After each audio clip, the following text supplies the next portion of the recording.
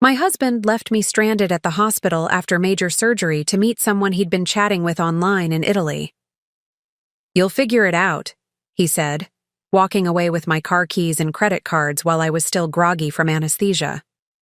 6 months later, a private jet landed at the regional airport with my new lawyer aboard, and by then I owned everything that used to be ours. The fluorescent lights of St. Mary's Hospital Recovery Ward buzzed overhead as I drifted in and out of consciousness, my abdomen wrapped in surgical bandages from the emergency appendectomy that had saved my life just hours earlier.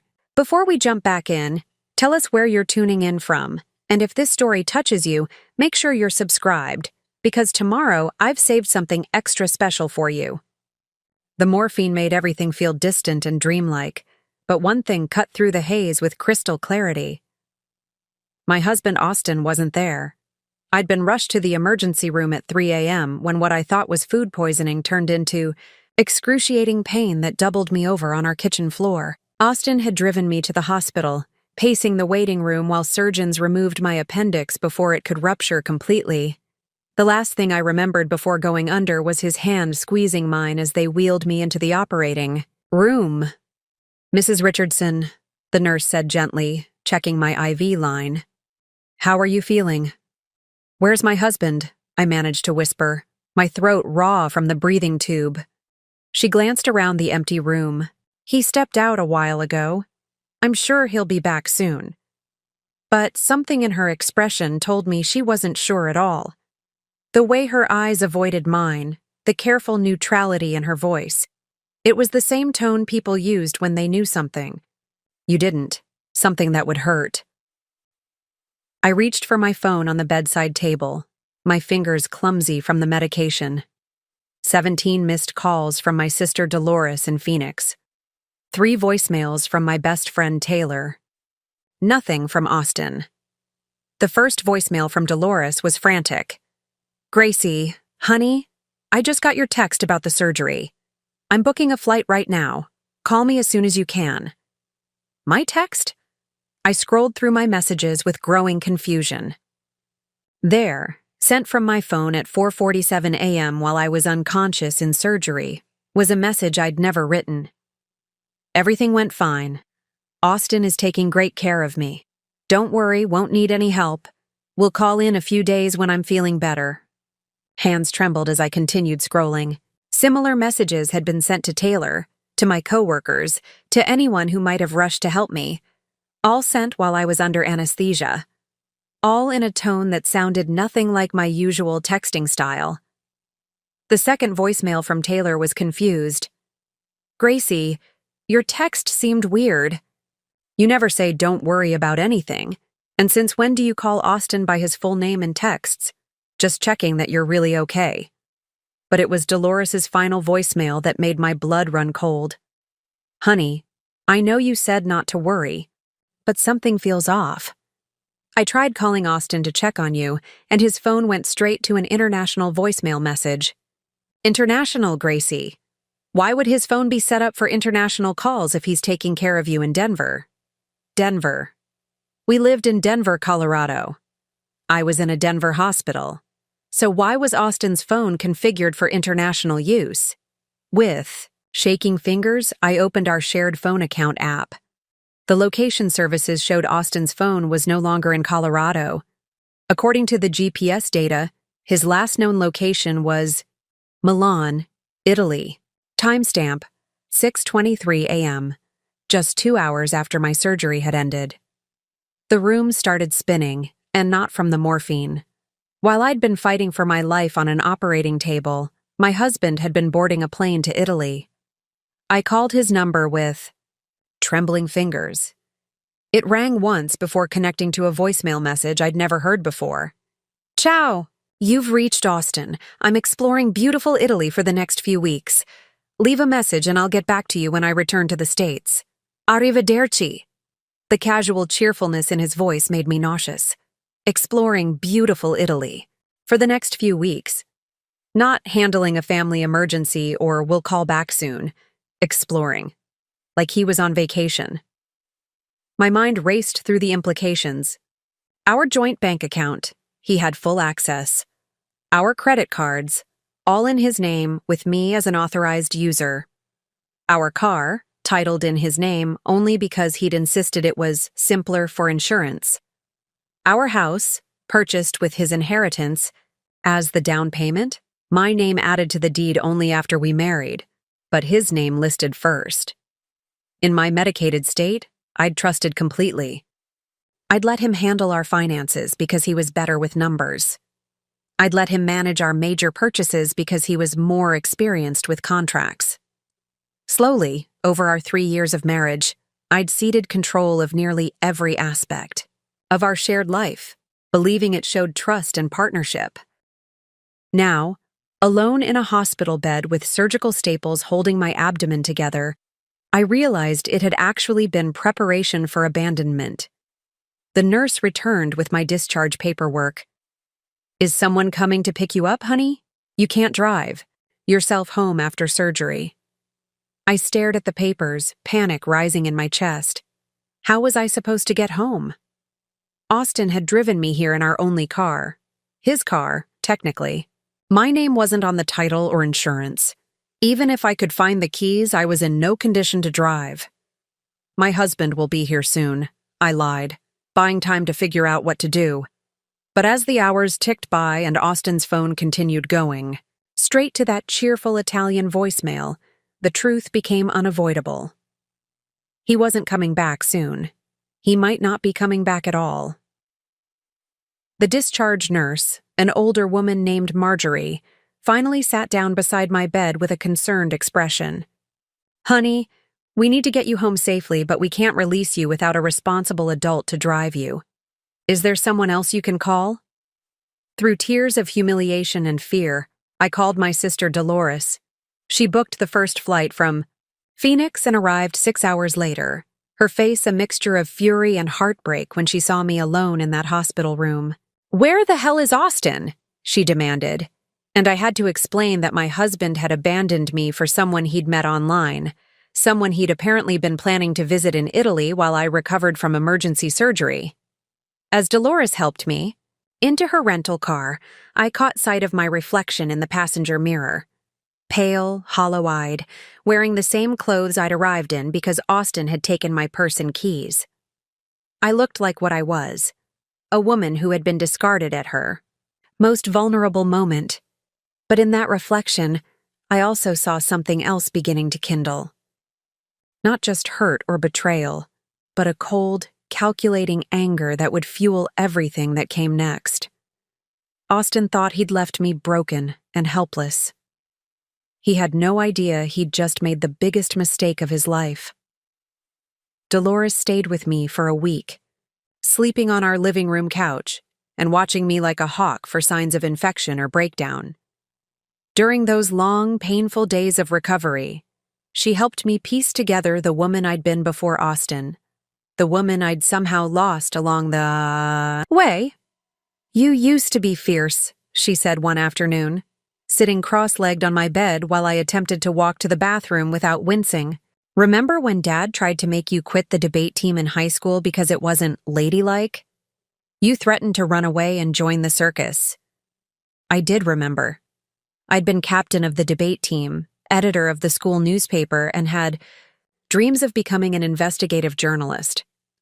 After high school, I'd studied communications at the University of Colorado, specializing in media ethics and corporate transparency. My professors had praised my tenacity in research and my ability to uncover hidden information. But somewhere between graduating summa cum laude and meeting Austin at a Denver networking event 3 years ago, that fierce girl had gotten buried, under layers of compromise and accommodation. Austin had been charming that night, impeccably dressed in a tailored suit, confidently discussing his work as a commercial real estate developer. He'd approached me at the bar where I was nursing a wine and checking emails from my job at a small investigative news website. "Journalism," he'd said, reading over my shoulder with casual intrusion I should have recognized as a red flag. That must be exhausting, always looking for problems that might not even exist. I'd laughed, thinking he was joking. But over the months that followed, he'd gradually made similar comments. Preparing and narrating this story took us a lot of time, so if you are enjoying it, subscribe to our channel. It means a lot to us. Now back to the story. My articles were so negative. My sources were unreliable. Troublemakers. My editor was clearly underpaying me because the outlet was failing. He wasn't wrong about the pay. Denver Spotlight paid barely enough to cover my studio apartment rent and student loans. So when Austin suggested I freelance for his real estate company instead, writing promotional materials and press releases, it seemed practical. The pay was 3 times what I'd been making. "You're so talented," he'd said, stroking my hair as we lay in bed after I'd quit the news site. "Why waste it on stories nobody wants to read? Help me build something positive instead." Within 6 months, I'd moved into his upscale apartment in Cherry Creek. Within a year, we were married in a small ceremony at the Denver Botanic Gardens, with Austin handling all the planning because he wanted to surprise me and knew what I'd love. Looking back, I realized I'd been slowly edited out of my own life. Austin had opinions about my friends. Taylor was too dramatic. My college roommate was clearly jealous of our success. My mentor from the news site was bitter about her own failures. One by one, I'd seen them less frequently until our wedding guest list included mostly Austin's business associates and a handful of my family members. He'd also had opinions about my appearance. The professional blazers I'd worn to interviews were too masculine. My comfortable flats were unflattering. He'd gifted me a new wardrobe for my birthday, flowing dresses, delicate jewelry, heels that made walking quickly impossible. I'd accepted it as generosity rather than recognizing it as control. Even my work had been gradually redirected. Instead of writing hard-hitting pieces about corporate malfeasance, I was crafting glossy descriptions of luxury condominiums and commercial developments. My byline appeared on lifestyle articles about elegant living and sophisticated investing. The skills that had once exposed corruption were now being used to sell expensive real estate to wealthy clients. "I think the worst part," I told Dolores as she helped me change my surgical dressings, "is that I convinced myself I was happy, that I was being practical and mature by compromising." "You weren't compromising," she said firmly. "You were being systematically isolated and controlled. There's a difference." She was right. Austin had been methodical in separating me from anything that might give me independence or perspective. My high-earning freelance work was still work for hire with no benefits, no job security, and no professional network outside his business circle. Our social life revolved around his clients and colleagues. Even our hobbies had become couple, activities that he chose. Wine tastings with his business partners, gallery openings featuring artists whose work he wanted to invest in, charity galas that advanced his professional reputation. I'd thought I was building a life with someone. Instead, I'd been constructing a beautiful cage around myself, with Austin holding the only key. The most humiliating realization was financial.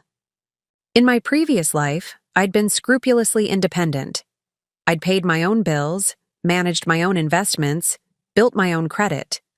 But married life with Austin had gradually centralized everything under his control for simplicity. Our bank accounts were joint, but he handled all the transactions. Our credit cards were in his name with me as an authorized user for better rates. Our car lease was under his credit because his score was higher. Even our house, purchased a year into our marriage, had been bought with his inheritance money, making him the primary owner despite my name being added to the deed. I'd contributed to our household financially through my freelance work, but that money had gone into our accounts, which Austin managed. I'd never questioned it because I'd trusted him completely. I'd seen it as a sign of successful partnership rather than a systematic removal of my financial autonomy. Now, sitting in our bedroom with surgical staples in my abdomen and my husband somewhere in Italy with another woman, I faced the terrifying reality. I had no independent access to money, transportation, or even my own professional reputation. The freelance writing I'd been doing was all under Austin's company umbrella. My portfolio was filled with work that belonged to his business. My professional references were his colleagues. If I tried to leave or rebuild my career, I'd be starting from scratch with a 3-year gap in legitimate journalism experience.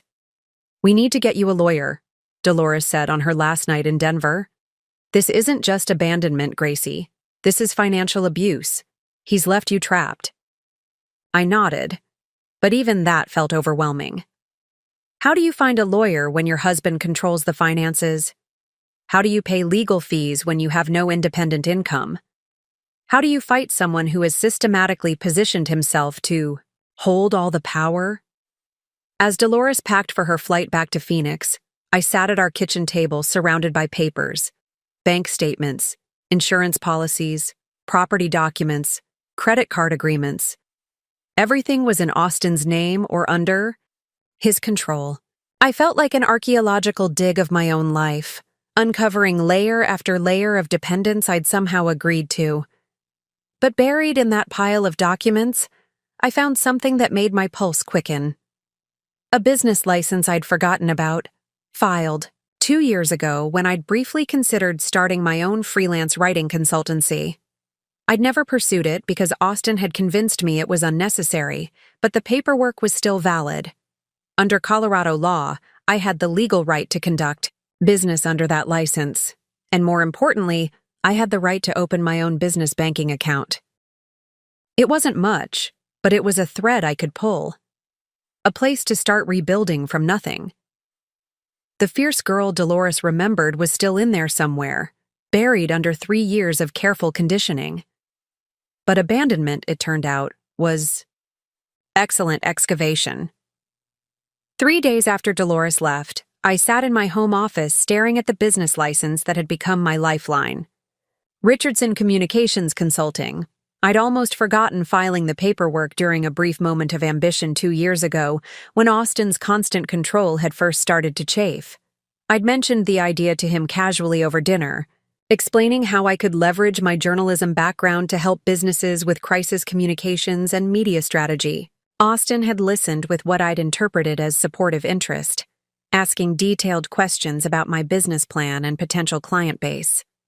"It's a great idea in theory," he'd said finally, reaching across the table to take my hand.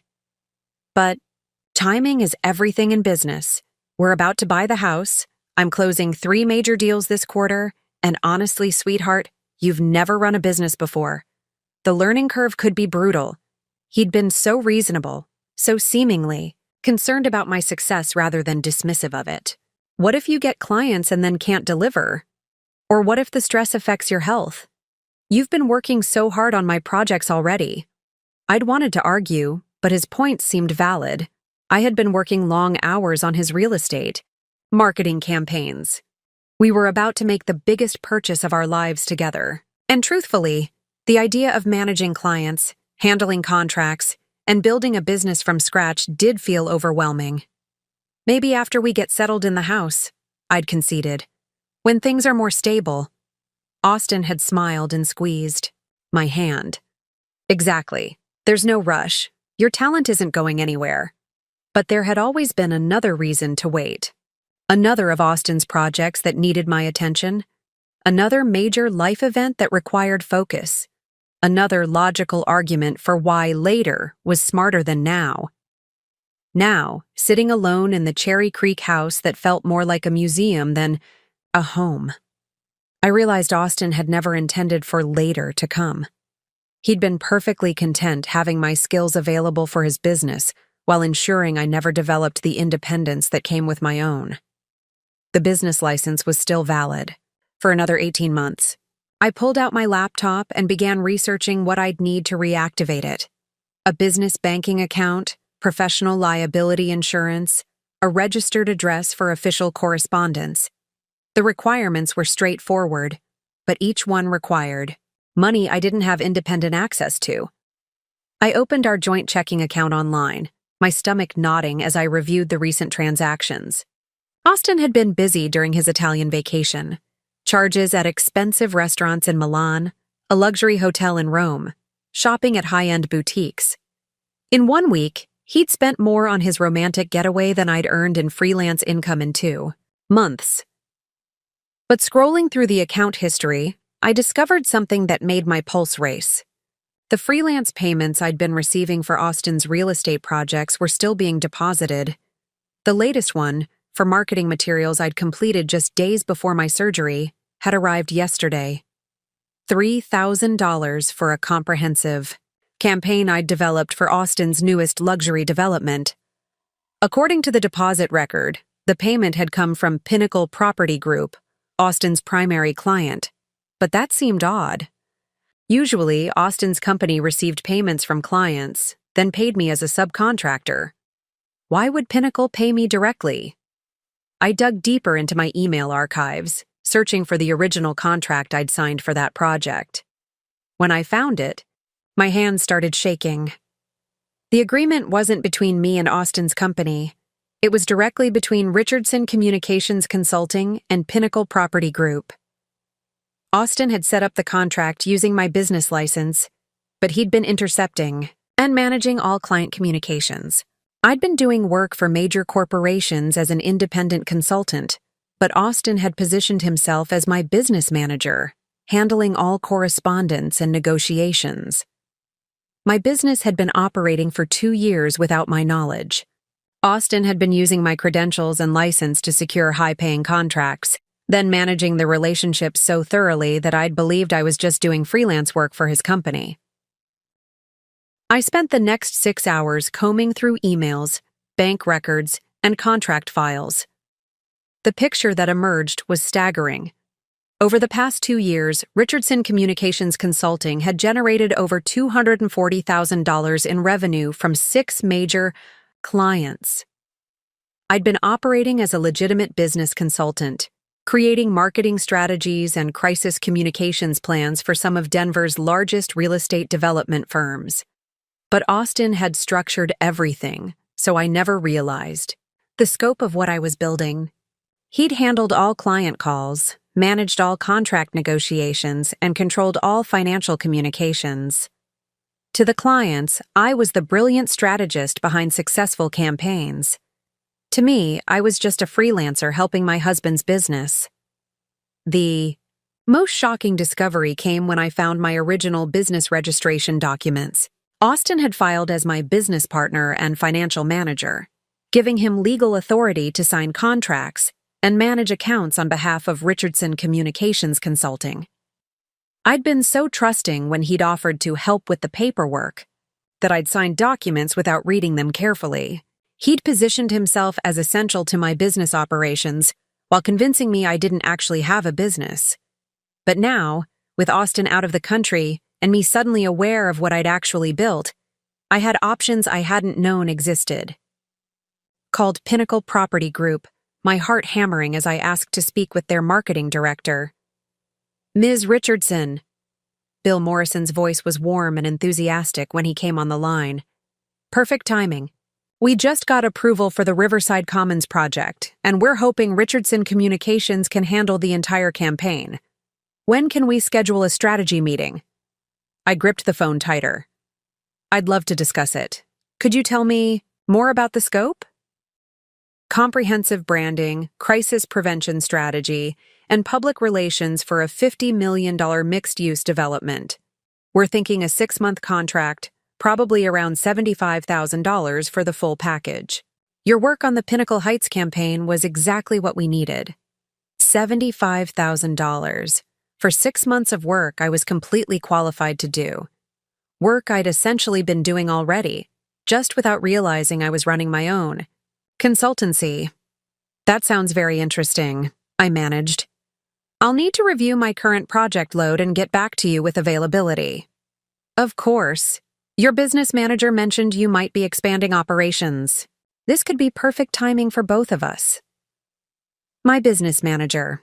Austin had been representing himself as my business manager to clients, making himself appear essential while keeping me in the dark about the true nature and value of my work. After I hung up, I sat in the quiet house processing what I'd learned. I wasn't a dependent wife who'd sacrificed her career for marriage. I was an established business consultant who'd been systematically deceived about her own success. Austin hadn't been supporting my career by giving me freelance work. He'd been managing and controlling a business I'd built with my own skills and reputation. He'd left me stranded in a hospital because he thought I was helpless without him. But the truth was, he'd been helpless without me. My skills, my business, license, my client relationships, those were the foundation of his recent success. And now, for the first time in 2 years, I had direct access to all of it. I opened a new document on my laptop and began typing. Richardson Communications. Consulting. Strategic business plan. Austin thought he'd abandoned a dependent housewife. He was about to discover he'd abandoned a successful business owner who was just getting started. The morning after my revelation about Richardson Communications Consulting, I woke up with a plan forming in my mind. But first, I needed to understand exactly how deep Austin's deception ran. I made coffee and settled at my kitchen table with my laptop, preparing to excavate the full scope of what he'd hidden from me. The more I dug into our shared digital life, the more disturbing the picture became. Austin hadn't just been managing my business. He'd been systematically positioning himself as indispensable while keeping me deliberately ignorant of my own success. I found email threads between Austin and my clients dating back 18 months, all conducted without my knowledge. In these exchanges, he referred to himself as my business partner and account manager, explaining that I was the creative genius who preferred to focus on strategy rather than administrative details. The clients clearly respected my work immensely. Bill Morrison from Pinnacle Property Group had written, "Gracie's crisis management strategy for the Riverside zoning controversy was brilliant.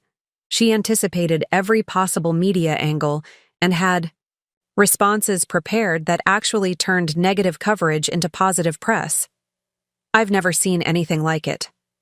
Another client, Ron Martinez from Summit Development, had emailed, "The rebranding campaign Gracie designed increased our pre-sales by 40%.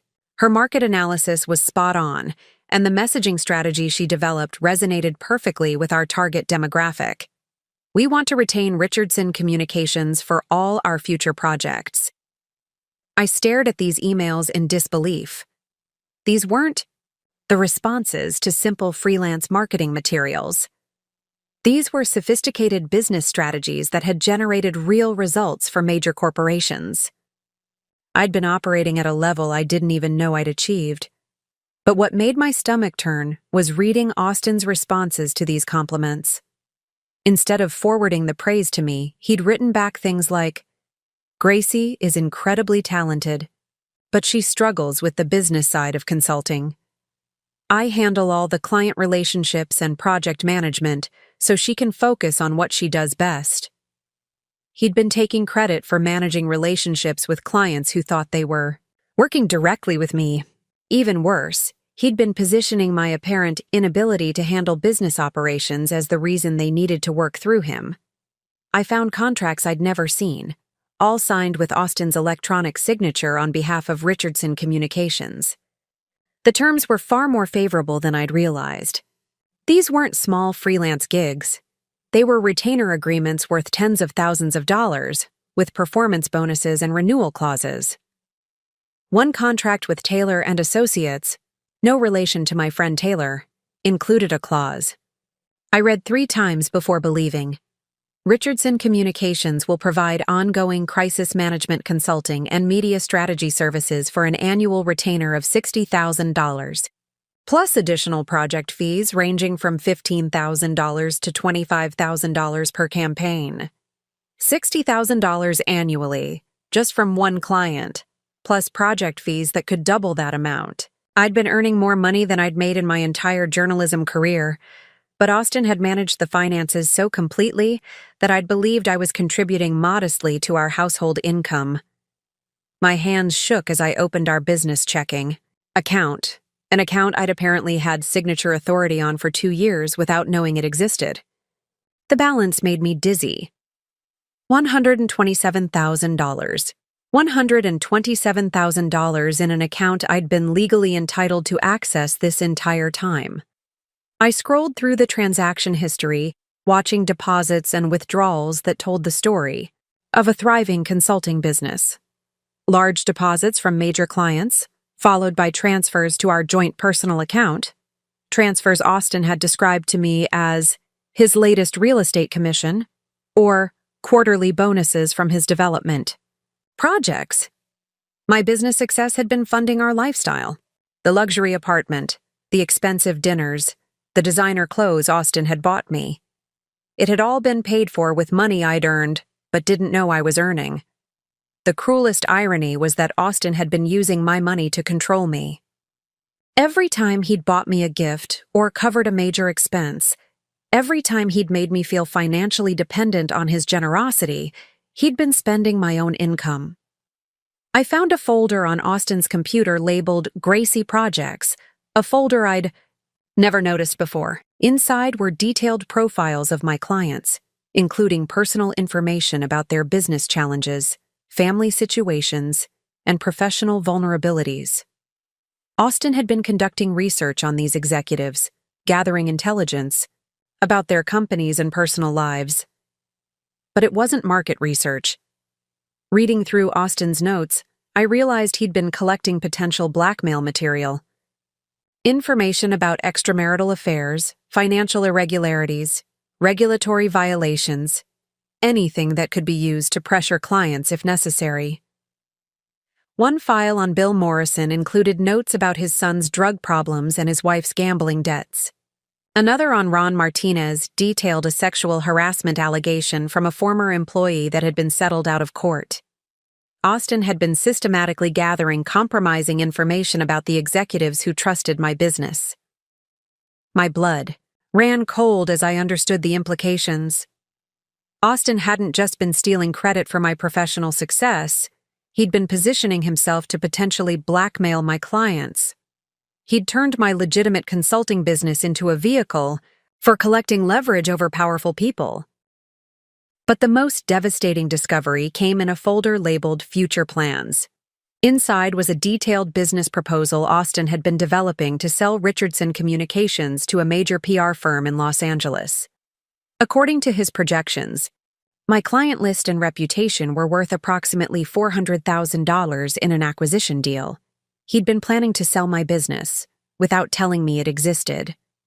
The proposal included a clause that would relocate key personnel to Los Angeles, effectively moving me across the country under the guise of a career opportunity, while removing me even further from any independent support system. At the bottom of the document was an email draft addressed to the LA firm's acquisition team. Gracie is brilliant but requires significant management and guidance. As her business partner and account manager, I would need to be included in any acquisition to ensure continuity of client relationships and operational stability. Austin had been planning to sell my business and position himself as an essential part of the deal, guaranteeing his control would continue even under new ownership. I closed the laptop and sat in the quiet kitchen, trying to process the full scope of what I'd discovered. Austin hadn't just abandoned me for an Italian vacation with his online girlfriend. He'd been systematically preparing to sell my business, relocate me away from any potential support system, and maintain control over every aspect of my professional life. The hospital abandonment wasn't a moment of cruel impulse. It was part of a calculated plan that had been months in the making. But Austin had made one critical miscalculation. By leaving me alone with access to our shared digital life, he'd handed me the keys to understanding exactly what he'd stolen from me. And more importantly, he'd given me the evidence I needed to take it all back. I picked up my phone and called the number I'd found in Austin's contact list for Pierre Dubois, the attorney who'd been handling Austin's real estate contracts. If Austin trusted this lawyer with his business deals, Pierre would understand the legal implications of what I'd discovered. "Mr. Dubois," I said when he answered, "this is Gracie Richardson. I believe my husband Austin has been conducting some business on my behalf that I need to discuss with you. I think I'm going to need legal representation." The trust I'd given Austin so freely was about to become the weapon I used to destroy him. Pierre Dubois agreed to meet me that afternoon at his downtown office, his voice carefully neutral when I explained I needed to discuss some irregularities in my business arrangements. As I prepared for the meeting, I realized I should have seen the warning signs of Austin's deception much earlier. The red flags had been there, hidden in plain sight behind my willingness to trust completely. The first sign should have been Austin's insistence on handling all my business communications from the very beginning. When I'd started doing freelance work for his real estate projects, he'd suggested I forward all client emails to him first, for context, since he understood their needs better. "You're so focused on the creative side," he'd said, kissing my forehead as I worked late on a marketing campaign. "Let me handle the boring business stuff so you can do what you do best." I'd been grateful for his help. Managing client expectations and contract negotiations had always been my least favorite part of any job. Austin seemed natural at it, confident, and professional in ways that made me feel protected rather than controlled. But looking back, I realized he'd been systematically inserting himself between me and my clients from day one. When Pinnacle Property Group had first expressed interest in retaining my services, Austin had been the one to negotiate the terms. When Summit Development wanted to expand their contract, Austin had handled those discussions too. "They love your work," he'd report back after client calls I was never invited to join. "But they want someone who can handle the account management side too. Lucky for us, I can wear both hats." I'd never questioned why I wasn't included in these business discussions. Austin's explanations always seemed reasonable. The clients preferred working with one point of contact. My time was better spent on creative development. He had more experience with corporate negotiations. The second warning sign had been Austin's reaction whenever I'd shown interest in expanding my own professional network. 6 months ago, I'd mentioned wanting to attend a communications industry conference in Las Vegas. 3 days in Vegas by yourself? Austin had raised an eyebrow. "You know those conferences are just excuses for people to party and cheat on their spouses, right?" When I'd protested that it was a professional development opportunity, he'd shifted tactics. "Of course, if you think it's important for your career. I just worry about you traveling alone. Remember what happened to Sarah's friend at that conference in Chicago?" He'd been referring to a story about a woman who'd been drugged at a hotel bar, though that incident had happened at a completely different type of event. But Austin's concern had seemed genuine, and I'd ultimately decided the conference wasn't worth the risk or expense. The same pattern had emerged whenever I'd considered joining professional organizations or attending networking events. Austin always had a story about someone who'd had a terrible experience, or a logical reason why my time would be better spent on current projects.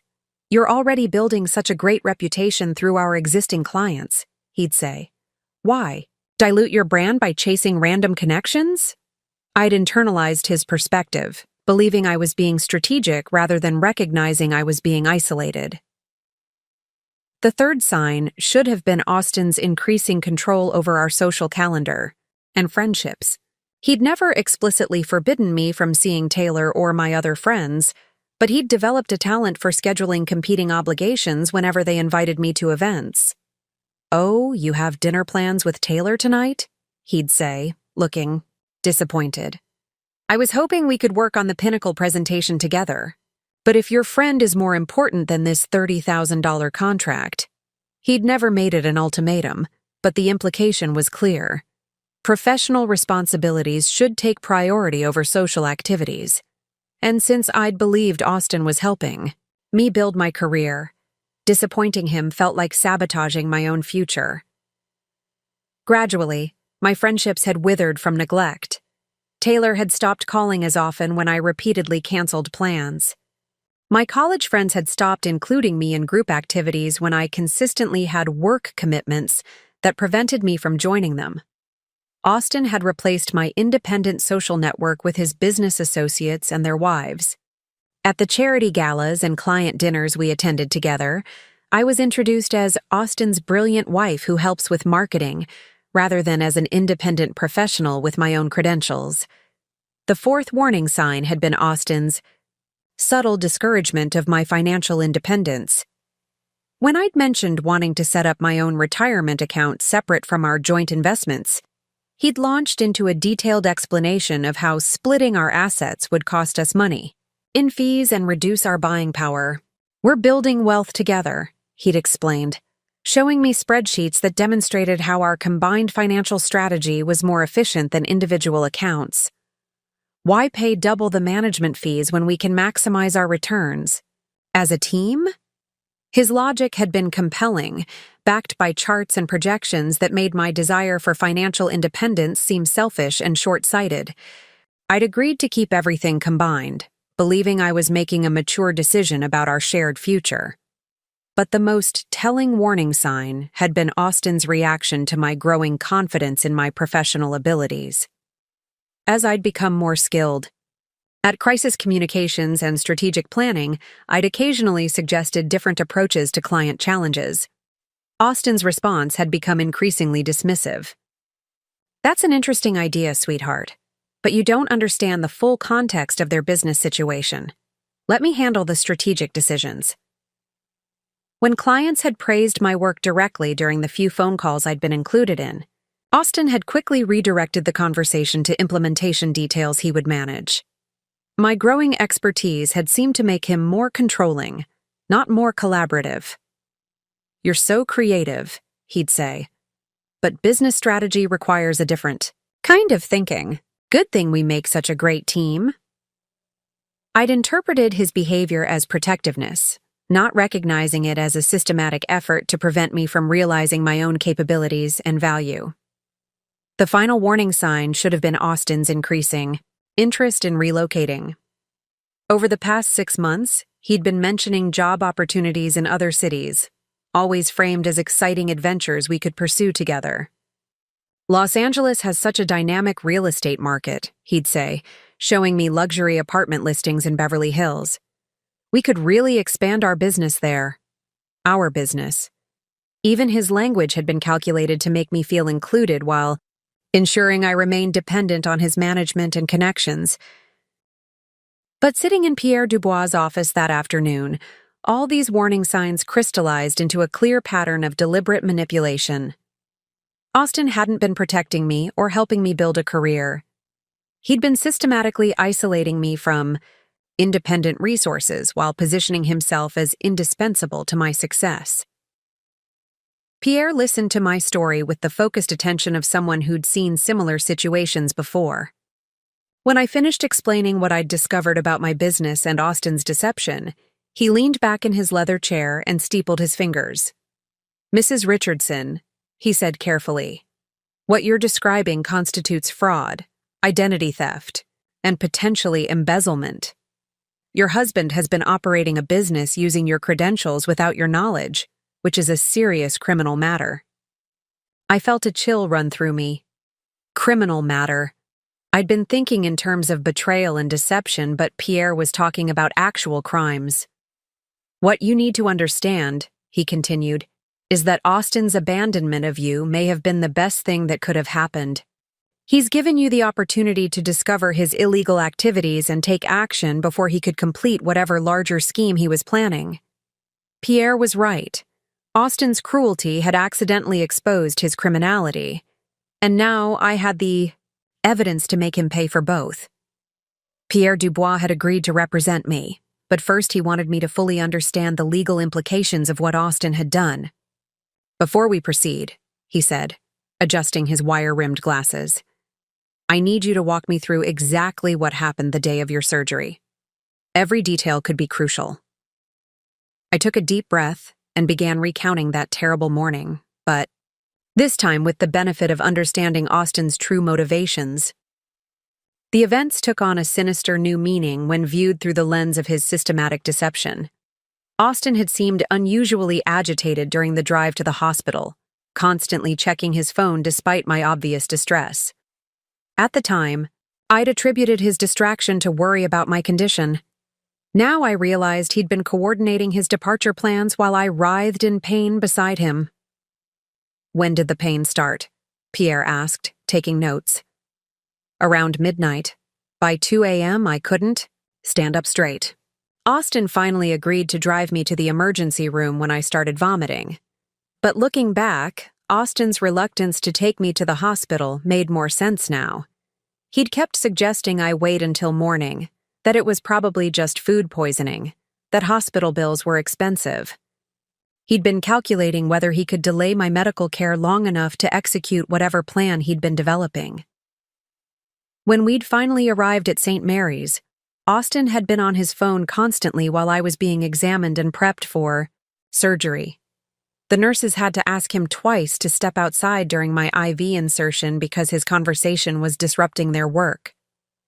"I heard him talking about travel arrangements," I told Pierre. But I thought maybe he was rescheduling business meetings because of my emergency. The timeline became clear as I reconstructed those hours. While I was being wheeled into surgery at 4:30 a.m., Austin had been finalizing his flight to Milan. The boarding pass receipt I'd found in his email showed a 7:45 a.m. departure from Denver International Airport. He'd calculated exactly how long my surgery would take and booked a flight that would get him out of the country before I regained consciousness. But the most calculated betrayal had been the text messages sent from my phone while I was under anesthesia. Austin had used my thumbprint to unlock my device and sent carefully crafted messages to everyone who might have come to help me. Pierre examined screenshots I'd taken of these messages. "These aren't just deceptive," he said grimly. "They constitute identity fraud. He used your digital identity to isolate you from potential support, which shows premeditation." The message to my sister Dolores had been particularly cruel. "Surgery went perfectly. Austin is being such an amazing husband, taking time off work to take care of me. I'm so lucky to have him. Don't worry about flying out here. I'll be back on my feet in no time." Austin had known Dolores would immediately book a flight if she thought I needed help. The message had been designed to prevent that while making.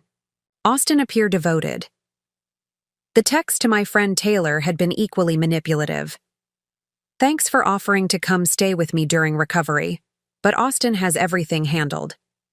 He's hired a private nurse and taken 2 weeks off work. I'm in such good hands. We'll call you when I'm feeling more like myself." Taylor had never offered to stay with me. She lived in Portland and had her own family responsibilities. But Austin's message had preemptively declined help that might have been offered while again positioning himself as the perfect caregiver. Most disturbing were the messages sent to my professional contacts. Austin had texted Bill Morrison, "Had emergency surgery but recovering well. Austin is managing all Richardson Communications business until I'm back at 100%. He has my full authority to handle any urgent matters." That single text had given Austin legal cover to continue operating my business in my absence, potentially for weeks or months while I recovered. "This wasn't impulsive," Pierre said, reviewing the evidence. "Your husband had been planning this abandonment as part of a larger scheme. The business sale documents we found suggest he intended to relocate you to Los Angeles, probably under the guise of your recovery requiring a change of scenery." I nodded, remembering Austin's recent comments about how a warmer climate might be good for your health, and his suggestions that we consider making a fresh start somewhere new. Pierre pulled out a folder and began spreading documents across his conference table. "Here's what I believe happened. Austin discovered that your business was far more valuable than he'd initially realized. The contracts you've been unknowingly fulfilling have established you as one of Denver's premier crisis communications consultants." He pointed to a spreadsheet showing my client revenue over the past 2 years. "Your annual income from consulting work is approximately $240,000. But Austin has been positioning himself as essential to these relationships, which would make your business nearly impossible to sell without him." The LA acquisition deal Austin had been negotiating would have netted him $400,000 immediately, plus a guaranteed management position overseeing his wife's consulting practice. He would have profited enormously from selling my business while ensuring his continued control over my professional life. The emergency surgery disrupted his timeline, Pierre continued. He couldn't very well relocate you while you were recovering from an appendectomy, so he improvised. Austin's plan had been to abandon me temporarily while he went to Italy to pursue his online relationship. The fake text messages would buy him weeks of time while preventing anyone from checking on me too closely. He'd expected to return before I fully understood what had happened, probably with some story about a business emergency that had required his immediate attention. He planned to gaslight you about the abandonment, Pierre explained. Make you believe you'd misunderstood the situation or been too medicated to remember clearly. Then he'd position himself as your devoted husband who'd sacrificed his own needs to arrange your recovery opportunity in Los Angeles. The cruelty of it took my breath away.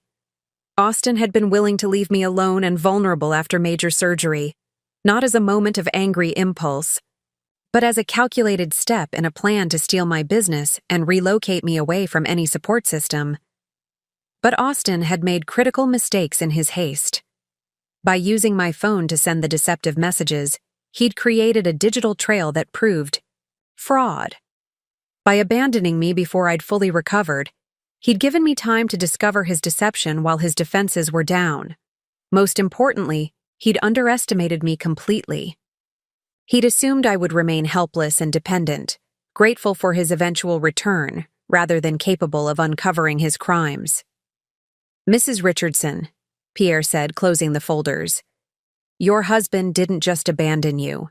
He committed multiple felonies in the process: identity fraud, business fraud, possibly extortion given the blackmail material he's collected on your clients. I felt a cold satisfaction settling over me. Austin had been so confident in his control over me that he'd become careless. His cruelty had been his downfall. What do we do now? I asked. Pierre smiled grimly.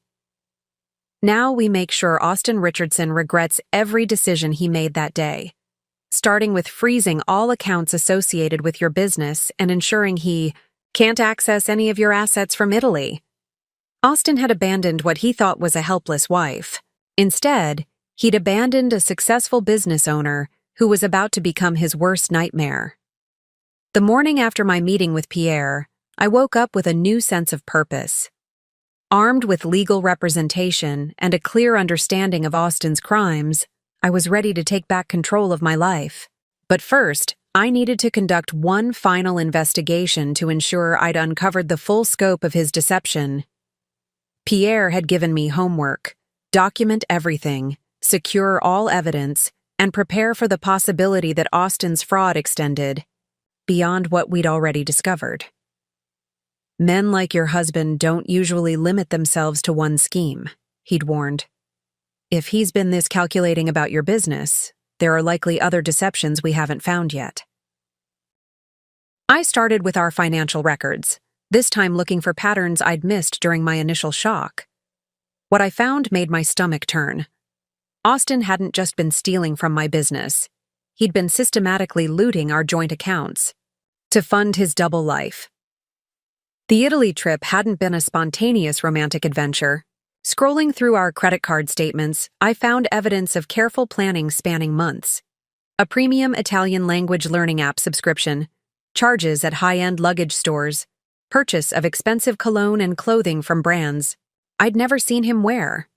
Most damning was a charge I'd initially overlooked: $847 to Romance Tours International, dated 6 weeks before my surgery.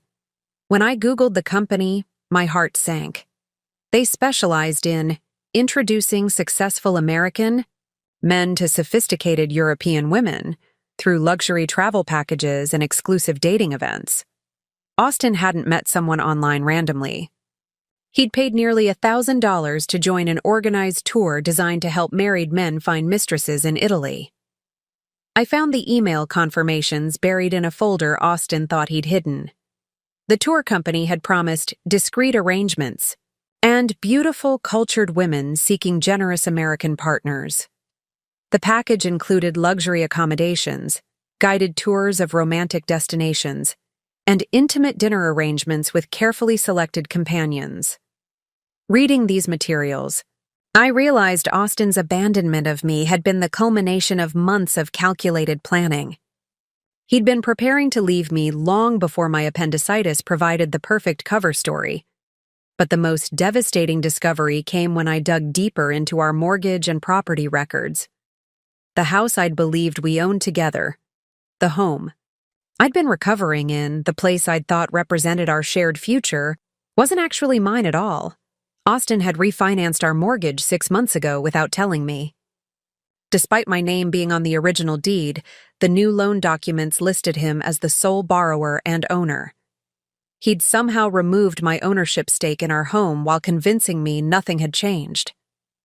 I called Pierre immediately, my voice shaking as I explained what I'd found.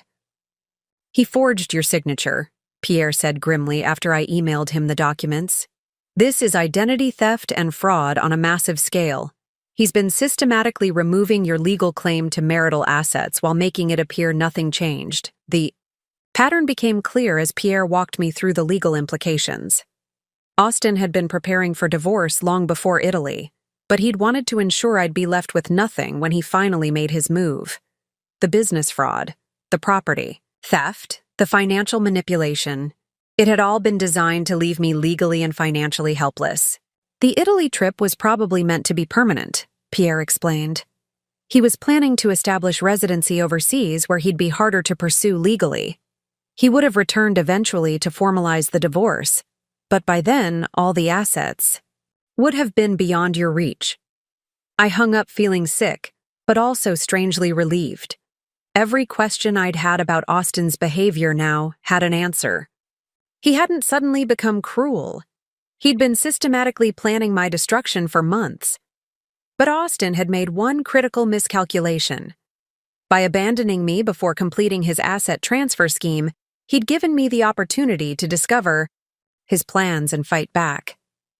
If my appendix hadn't ruptured, if he'd had a few more months to complete his preparations, I might have been left with nothing. That afternoon, I received a call that would change everything. Taylor, my friend in Portland whom I'd barely spoken to in months, was calling with news that made my blood run cold. "Gracie, I know things have been weird between us lately," she began. "But I had to call you. I was at a conference in Seattle yesterday and I ran into someone who said they knew you. Marjorie something? She works for a PR firm in Los Angeles." My heart started racing. Marjorie, one of the names from Austin's business contacts.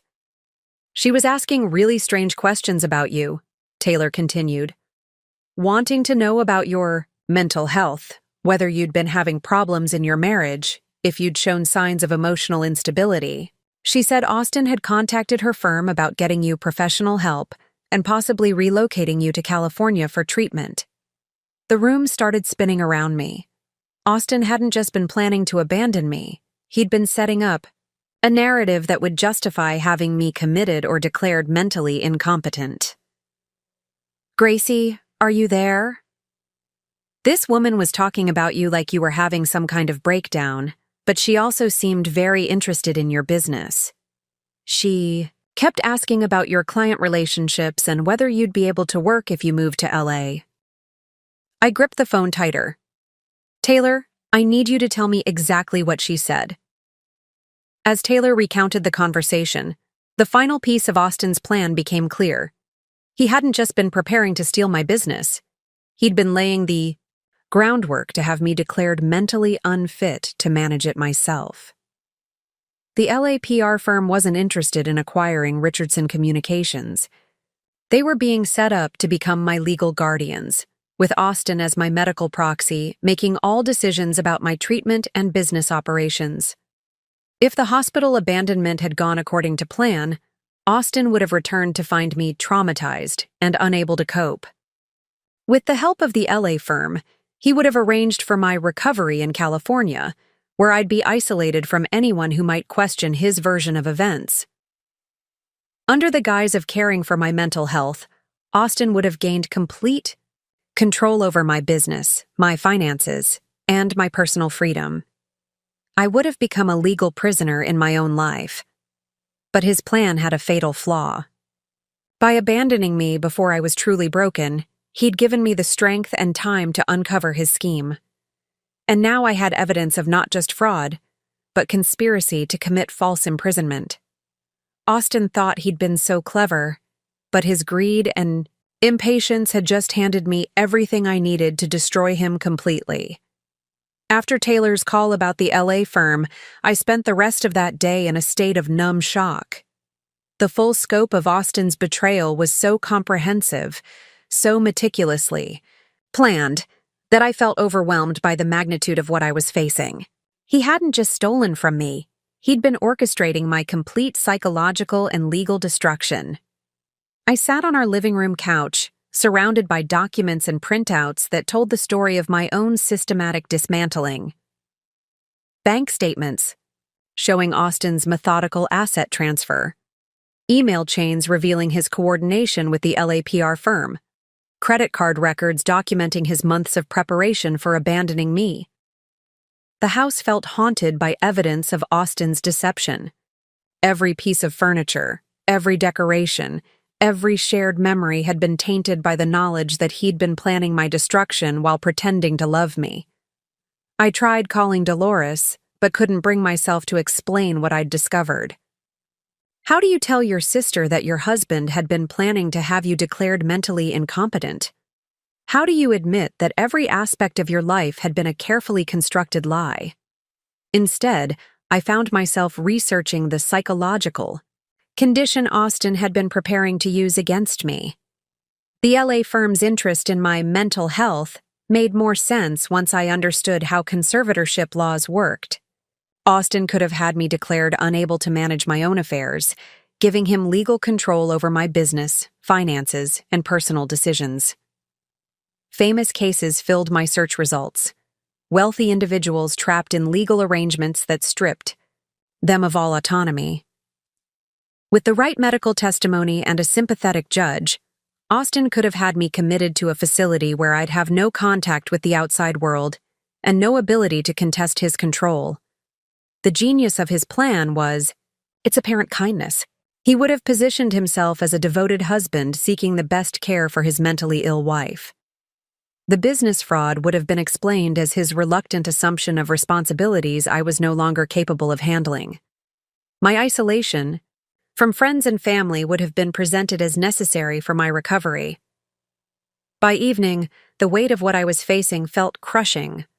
Austin had money, connections, and a 2-year head start on executing his plan.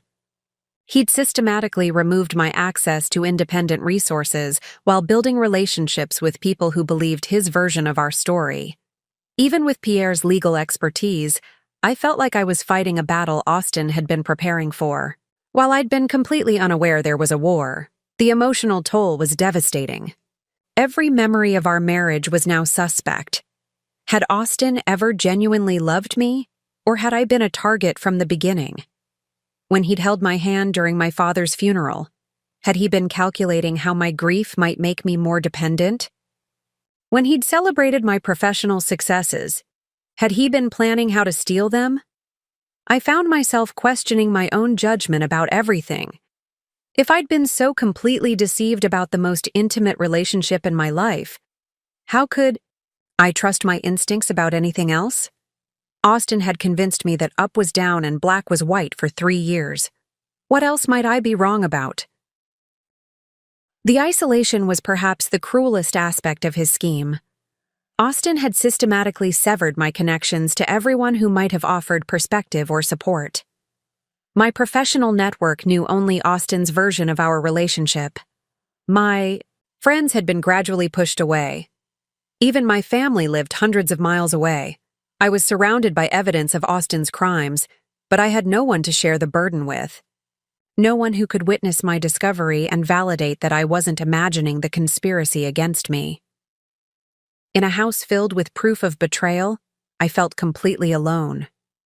Sleep became impossible. Every time I closed my eyes, I replayed moments from our marriage, searching for signs I'd missed, clues that might have warned me about Austin's true nature. The mental loop was exhausting but compulsive, as if understanding how I'd been deceived could somehow undo the damage. I started having panic attacks during the day, triggered by seemingly random reminders of Austin's control. Opening our joint bank account online sent my heart racing. Seeing his toothbrush in our bathroom made me nauseous. The sound of his phone notification tone, still playing from messages he continued receiving, made me jump out of my skin. The psychological manipulation had been so complete that even with evidence of Austin's crimes, part of me still questioned whether I was overreacting. His voice echoed in my head, explaining away inconsistencies, minimizing my concerns, making me doubt my own perceptions. But the darkest moment came when I realized how close Austin had come to succeeding. If my appendix hadn't ruptured, if he'd had a few more months to complete his preparations, I would have found myself trapped in Los Angeles with no legal recourse and no understanding of what had been done to me. I would have been drugged, isolated, and declared incompetent while Austin controlled every aspect of my existence. My business success would have funded my own imprisonment, while Austin lived freely on the profits from my work. The thought of that alternate timeline, of waking up in a psychiatric facility with no memory of how I'd gotten there, no access to help, and no hope of escape, sent me into the deepest despair I'd ever experienced. But somewhere in that darkness, an ember of anger began to glow. Austin had been so confident in his plan, so certain of my helplessness, that he'd become arrogant. He'd left evidence everywhere because he'd never imagined I'd be capable of finding it. His greatest mistake had been underestimating me. And that mistake was going to cost him everything. The morning I decided to fight back started like all the others since Austin's abandonment, with me staring at evidence of his betrayal spread across our kitchen table. But something had shifted overnight. The despair that had been consuming me for days crystallized into something harder, colder, and infinitely more dangerous to Austin's plans. I'd spent the previous evening reading about conservatorship abuse, cases, studying how wealthy individuals had been trapped by people they trusted. The common thread in every story was the victim's isolation and their abuser's careful preparation. Austin had been following this playbook perfectly, except for one critical miscalculation. He'd left me alone with all the evidence. By abandoning me at the hospital, Austin had accidentally given me access to our shared digital life while he was out of the country. He'd assumed I'd be too traumatized and medicated to investigate, too dependent and trusting to question his version of events. Instead, his cruelty had stripped away my blind faith and replaced it with investigative instincts I'd honed during my journalism career. I called Pierre at exactly 8 a.m. "I want to take everything," I said without preamble. "The business, the house, every asset he thinks he's stolen from me. And I want him charged criminally for what he's done." Pierre was quiet for a moment. "Mrs. Richardson, I appreciate your anger, but we need to be strategic. Austin has had 2 years to position himself legally. Fighting him will be expensive and time-consuming." "How expensive?" "Potentially hundreds of thousands in legal fees, depending on how aggressively he defends himself. And there's no guarantee we'll recover everything, even with the evidence you've gathered." I thought about the $127,000 sitting in my business account, money Austin didn't know I'd discovered. What if cost wasn't an issue? What if I told you, I have independent resources he doesn't know about? Pierre's tone sharpened with interest. In that case, we'd have significantly more options. But Mrs. Richardson, this kind of legal war can take years. Are you prepared for that level of commitment? I looked around the house where Austin had systematically dismantled my life while pretending to love me, where he'd planned my imprisonment while accepting my trust, where he'd stolen my success while convincing me I was dependent on his support. Pierre, my husband, spent 2 years planning to have me declared mentally incompetent and imprisoned in a psychiatric facility so he could steal my business. He was going to drug me, isolate me, and control every aspect of my existence while living off my work. Yes, I'm prepared for war. We scheduled an emergency meeting for that afternoon. But first, I had other calls to make. I started with Bill Morrison at Pinnacle Property Group. When his assistant put me through, I took a deep breath and made the most important professional decision of my life.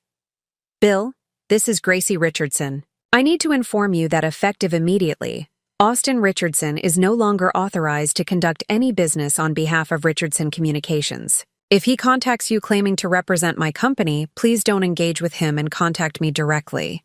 Gracie? Bill sounded confused. Is everything all right? Austin said you were recovering from surgery and he'd be handling your accounts for the next few months.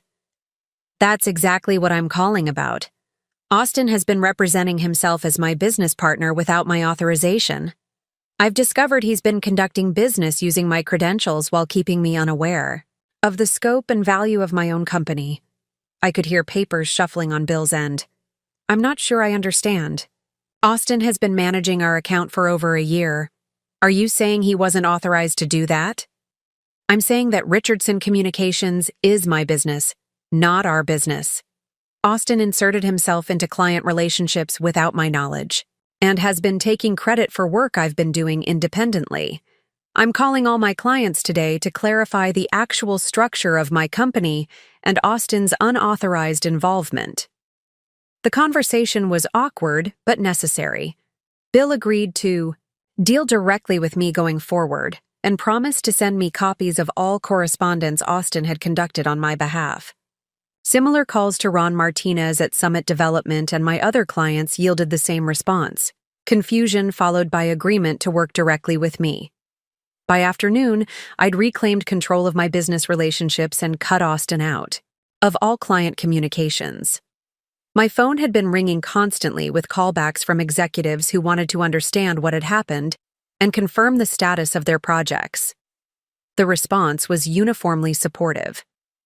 Every client expressed concern about Austin's unauthorized representation and relief that I was taking direct control of their accounts. Several mentioned they'd always preferred working with me directly and had found Austin's involvement unnecessary and sometimes problematic. Honestly, Gracie, Ron Martinez told me during our call, Austin always seemed like he was trying too hard to insert himself into discussions where he didn't add value. We hired Richardson Communications because of your strategic thinking, not his account management. That feedback gave me confidence for my meeting with Pierre. I wasn't just a victim seeking justice, I was a successful business owner with strong client relationships and substantial resources. Pierre's office felt different this time. Instead of being a desperate woman seeking help, I walked in as someone ready to wage a calculated campaign against Austin's fraud. I've secured my business relationships, I reported. Austin has been cut out of all client communications, and my revenue stream is protected. I've also discovered we have more evidence than we initially realized. I handed Pierre a folder containing every fraudulent document Austin had signed on my behalf, every forged authorization, every email where he'd misrepresented his role in my business. I'd spent the morning building a comprehensive case that would be difficult for Austin to defend. This is substantial, Pierre said, reviewing the materials. With this level of documentation, we're not just talking about recovering assets, we're talking about potential criminal charges for fraud, identity theft, and conspiracy. Good. What's our first move? Pierre smiled for the first time since I'd met him. We freeze everything Austin thinks he controls, secure all assets he's stolen, and file charges that will have him arrested the moment he returns to the United States. Austin had spent 2 years planning my destruction. Now I was going to spend however long it took planning his. The first week of my counterattack against Austin felt like learning to walk again. Every decision required tremendous mental energy. Every action felt foreign after years of deferring to Austin's judgment. But with Pierre's guidance and my own determination, I began dismantling the cage Austin had built around me. Our first strategic move was freezing all joint assets before Austin could access them from Italy. Pierre filed emergency court orders citing fraud and identity theft, supported by the overwhelming evidence I'd gathered. Within 48 hours, Austin's access to our joint accounts, credit cards, and property was completely severed. The beauty of acting while he's out of the country, Pierre explained as we reviewed the court orders, is that Austin can't respond immediately. By the time he understands what's happening, we'll have secured everything he thought he controlled. But securing assets was only the beginning. I had to learn to run my business as the independent entity it had always been, without Austin's shadowy management. My first challenge was establishing my own banking systems and financial controls. Opening a new business checking account should have been simple, but I discovered Austin had somehow linked my business credit to his personal finances. When I tried to establish independent banking relationships, I was told my business credit was complicated and would require additional documentation. Pierre helped me understand what Austin had done. He'd positioned himself as a guarantor for my business accounts, making it appear that my company's financial stability depended on his personal creditworthiness. Untangling this web required hours of calls with bank officials, credit agencies, and business licensing authorities. "Your husband was very thorough," the business banking specialist told me during one particularly frustrating phone call.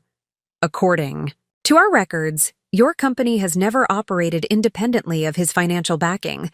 Establishing separate credit will take time. Time I didn't have.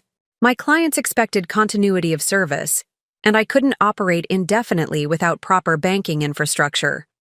I had to find creative solutions while legal proceedings slowly unwound Austin's manipulations. The solution came from an unexpected source.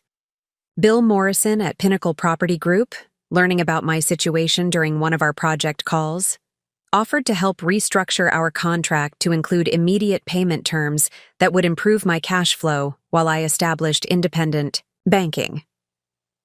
"Richardson Communications has been invaluable to our projects," he told me. "If cash flow timing helps you maintain independence from whatever your husband was doing, we're happy to adjust our payment schedule." Similar support came from my other clients. Ron Martinez at Summit Development offered a substantial advance on our next project. Taylor and Associates restructured their retainer to provide monthly payments instead of quarterly. Within 2 weeks, I had enough independent cash flow to operate without any connection to Austin's financial manipulations. But the professional challenges were only part of my adaptation struggle. Living alone in the house where Austin had deceived me felt like occupying a crime scene. Every room contained reminders of his calculated manipulation. His home office where he'd conducted fraudulent business on my behalf. Our bedroom where he'd planned my imprisonment while pretending to love me. I spent the first week sleeping on the living room couch, unable to face the bedroom we'd shared. Simple tasks like cooking dinner or watching television felt surreal when conducted in spaces where Austin had systematically plotted my destruction. The psychological impact was more challenging than the practical obstacles. Years of having Austin filter my professional communications meant I had to relearn how to interact directly with clients, vendors, and colleagues. His constant helpful management had left me uncertain about my own judgment in business situations. During my first solo client presentation since discovering Austin's deception, I found myself second-guessing every decision. Should I include more financial projections? Was my timeline too aggressive? Austin's voice echoed in my head, offering improvements to my strategy. The presentation went excellently, but I spent the entire evening replaying every interaction, worried I'd made. Mistakes Austin would have caught. It took several similar successes before I began trusting my own professional instincts again. Learning to manage my business finances independently proved especially difficult. Austin had convinced me I was too creative for financial management, handling all invoicing, contract negotiations, and budget planning. Now I had to master these skills while maintaining client relationships and building legal cases against him. Pierre recommended a business consultant who specialized in helping entrepreneurs transition from partnerships to solo operations. Marjorie. Chen, no relation to any of Austin's contacts, became instrumental in helping me understand the financial side of my business. "Your profit margins are actually much higher than most consultancies," she told me during our first meeting. "Austin's management was costing you money, not saving it. His fees and overhead expenses were eating into profits that should have been yours." This revelation was both liberating and infuriating. Austin hadn't just been stealing credit for my work. He'd been charging my business for the privilege of being controlled and deceived. The most difficult adaptation was emotional. 3 years of marriage had trained me to consider Austin's opinion on every decision, from business strategies to what to eat for dinner. Making choices independently felt simultaneously liberating and terrifying. I started small, with decisions Austin had always controlled. I bought groceries based on what I actually wanted to eat, not meals designed to impress his business associates. I reorganized our home office to suit my work style instead of Austin's preferences. I even changed our internet provider to one Austin had previously vetoed. Each independent decision built confidence for larger choices. By the end of the second week, I was making strategic business decisions, setting my own schedule, and planning my future without considering Austin's imaginary input. The strangest part of this adaptation was discovering preferences I'd forgotten I had. Without Austin's constant guidance toward his choices, I rediscovered that I actually preferred morning meetings to afternoon ones, that I worked better with classical music than silence, and that I was much more decisive than I'd believed. Austin had convinced me I needed his management to function professionally. Instead, I discovered that his management had been hindering my natural capabilities. But the real test of my newfound independence was coming. Austin would eventually return from Italy, and I had to be ready to face him as the strong, independent woman I was becoming, not the dependent wife he'd abandoned. 3 weeks into my campaign against Austin, I was no longer just surviving his betrayal. I was thriving in ways I hadn't thought possible. The business that Austin had convinced me was dependent on his management was flourishing under my direct control. More importantly, I was discovering capabilities I'd forgotten I possessed. My first major breakthrough came when Bill Morrison called with an opportunity that would have been impossible under Austin's management. Pinnacle Property Group had been selected to develop a controversial mixed-use project downtown, and they needed crisis communications expertise to navigate public opposition and environmental concerns. "This is exactly the kind of challenge you excel at," Bill told me during our strategy meeting. "The city council is divided, community groups are mobilizing, and the environmental impact study has raised questions we need to address proactively." Under Austin's system, this would have been the type of project he'd take the lead on, positioning himself as the primary strategist while relegating me to writing press releases. Now I was designing the entire approach myself, and the difference was remarkable. I spent 2 days conducting stakeholder analysis, identifying every group that might oppose the project and understanding their specific concerns. Instead of the generic crisis management playbook Austin typically relied on, I developed a customized strategy that addressed legitimate community concerns while highlighting the project's benefits. The presentation I delivered to Pinnacle's board was unlike anything I'd done under Austin's oversight. Without his helpful input, my natural strategic thinking emerged clearly. I proposed a phased communication approach that would turn potential opponents into collaborative partners by incorporating their feedback into the development process. "This is brilliant," the board chairman said after my presentation. "You've identified solutions we hadn't considered. How quickly can you implement this strategy?" The contract they offered was worth $85,000 over 6 months, more than Austin had typically negotiated for similar projects. But more valuable than the money was the validation of my independent capabilities. Similar success came with my other clients. Ron Martinez at Summit Development asked me to handle media strategy for their entire portfolio of projects, not just individual campaigns. Taylor and Associates requested my help expanding into crisis communications, offering to retain my services as a strategic consultant for their growing client base. Within a month of cutting Austin out of my business operations, my revenue had increased by 40%. Clients were more engaged, projects were more challenging, and my professional reputation was expanding beyond Austin's limited network. The success gave me confidence to pursue opportunities Austin had always discouraged. I applied to speak at the Rocky Mountain Crisis Communications Conference, something Austin had previously dismissed as too small to be worth your time. When the conference organizers accepted my proposal, I realized Austin's judgment had been systematically wrong about my professional prospects. But the most significant foundation I was building was personal independence. Living alone in our house had initially felt haunting, but I gradually transformed the space to reflect my own preferences rather than Austin's controlling influence. I started with his home office, the room where he'd conducted fraudulent business, on my behalf. Instead of preserving it as a shrine to his deception, I converted it into a proper workspace for my growing consultancy. I replaced Austin's heavy mahogany desk with a standing workspace that suited my creative process.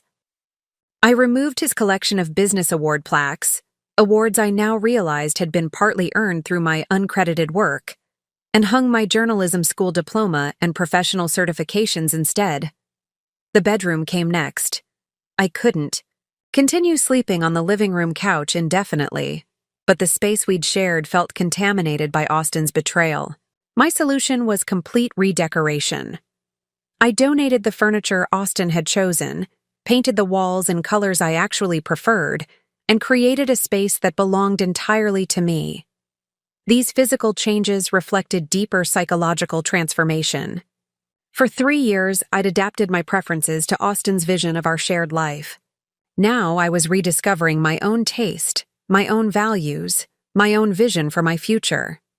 I also began rebuilding social connections Austin had systematically severed. My first call was to Taylor in Portland, apologizing for years of canceled plans and missed opportunities. "I know I've been a terrible friend," I told her during a long phone conversation. "Austin always seemed to have reasons why I couldn't join things, and I let him convince me that work should come first." "Gracie, you don't need to apologize," Taylor said. I could tell something was wrong, but I didn't know how to help. "Are you okay now?" Explaining Austin's deception to Taylor was difficult, but necessary. She listened with growing outrage as I described the scope of his manipulation and the legal action I was taking against him. "That bastard," she said when I finished. "Gracie, I'm so proud of you for fighting back.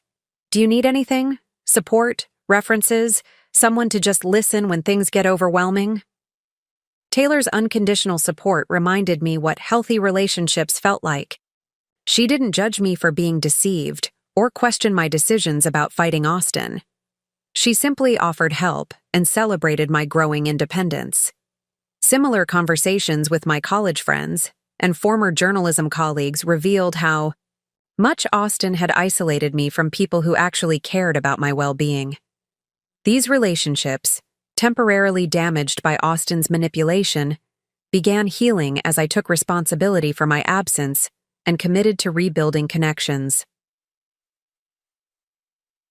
The most important foundation I was building was financial independence. With Pierre's help, I established completely separate banking, investment, and retirement accounts. For the first time in 3 years, I had money that Austin couldn't access or monitor.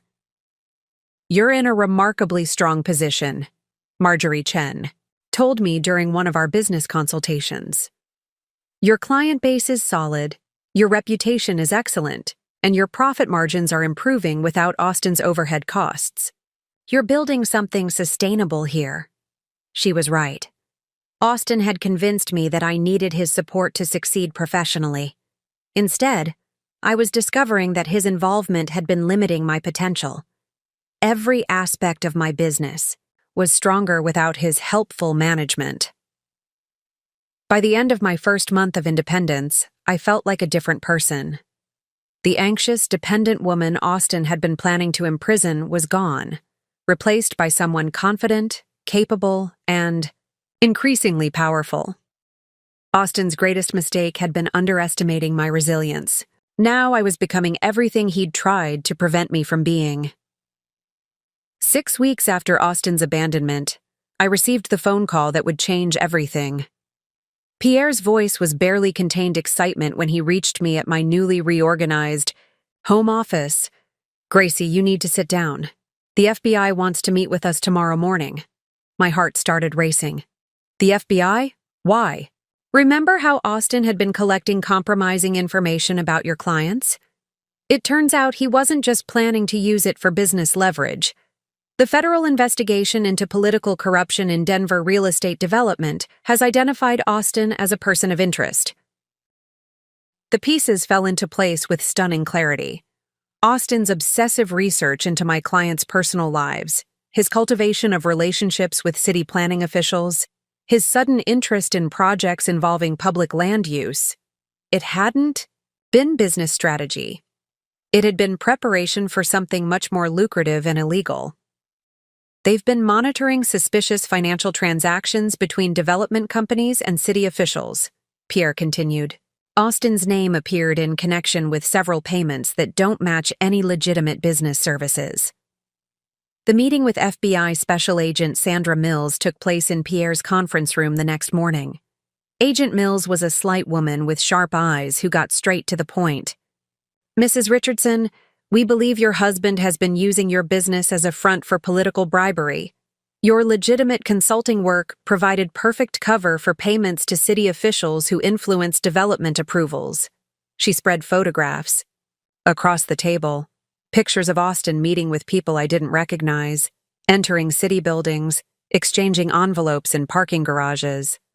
The surveillance images painted a picture of criminal activity I'd been completely unaware of. "Your clients were unknowing participants," Agent Mills explained. "Austin would bill them for your legitimate consulting services, then use those payments to make additional transactions with corrupt officials. Your business reputation gave him credibility he never could have achieved independently." The scope of Austin's scheme was breathtaking. He'd been using my professional relationships to facilitate corruption involving millions of dollars in development projects. The blackmail material he'd collected wasn't just for personal leverage. It was insurance against clients discovering his illegal activities. "We need your cooperation," Agent Mills said. "You have access to financial records and communications that could help us prosecute not just Austin, but the entire corruption network he was part of."